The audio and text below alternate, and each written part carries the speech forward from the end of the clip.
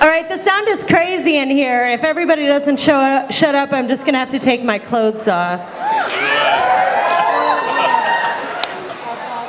Ángela, Anaís, Juana, Antolina, Rosa, Edelmira, Nin y Culmel, which is a very good Cuban name for a French-Cuban woman. Of course, she is known for her diaries and a couple of very saucy volumes of erotica published posthumously.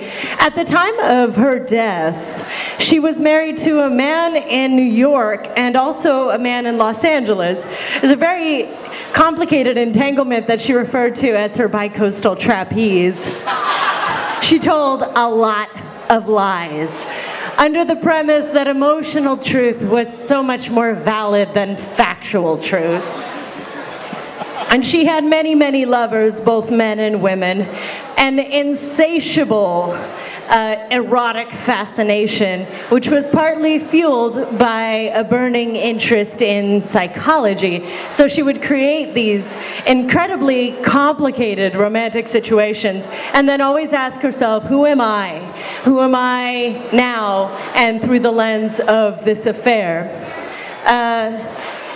A lot of her work, as I've been reading it, is very sweet, but she was also really interested in the darker facets of erotica, so I was torn in choosing the selection as to whether to read to you, I don't know, some bestiality, some good old-fashioned sadomasochism, pedophilia, incest, or a nice old opium orgy. But I ended up choosing this selection in honor of Bastille Day. Viva la France, viva l'Earthquake, and with that, this is from The Woman on the Dunes. She had been in Paris when they had hanged a Russian radical who had killed a diplomat.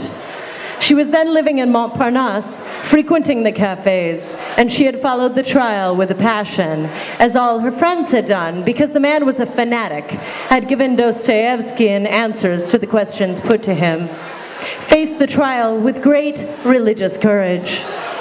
At that time, they still executed people for grave offenses. It usually took place at dawn, when no one was about, in a little square near the prison of the Santé, where the guillotine had stood since the time of the Revolution. And one could not get very near because of the police guard. Few people attended these hangings, but in the case of the Russian, because the emotions had been so much aroused, all the students and artists of Montparnasse, the young agitators and revolutionaries, had decided to attend. They waited up all night, getting drunk. She had waited with them, had drunk with them, and was in a great state of excitement and fear. It was the first time she was to see someone die. It was the first time she was to see someone hanged. It was the first time she was to witness a scene that had been repeated many, many times during the Revolution. Towards dawn, the crowd moved to the square, as near as the rope stretched by the policemen would allow them, gathered in a circle. She was carried by the waves of crowding and pushing people to a spot about 10 meters away from the scaffold. There she stood, pressed against the rope, watching with fascination and terror. Then a stirring of the crowd pushed her away from her position. Still, she could see by standing on her toes. People were crushing her from all sides. The prisoner was brought with his eyes blindfolded. The hangman stood by, waiting.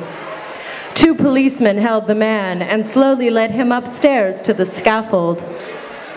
At this moment, she became aware of someone pressing against her far more eagerly than necessary.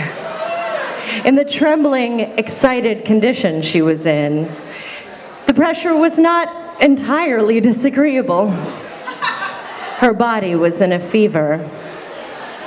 Anyway, she could scarcely move, so pinned was she to the spot by the curious crowd. She wore a white blouse and a skirt that buttoned all the way down the side, as was the fashion then. A short skirt and a blouse through which one could see her rosy underwear and guess at the shape of her breasts. Two hands encircled her waist, and she distinctly felt a man's body, his desire hard against her ass. She held her breath. Her eyes were fixed on the man who was about to be hanged, which made her body painfully nervous.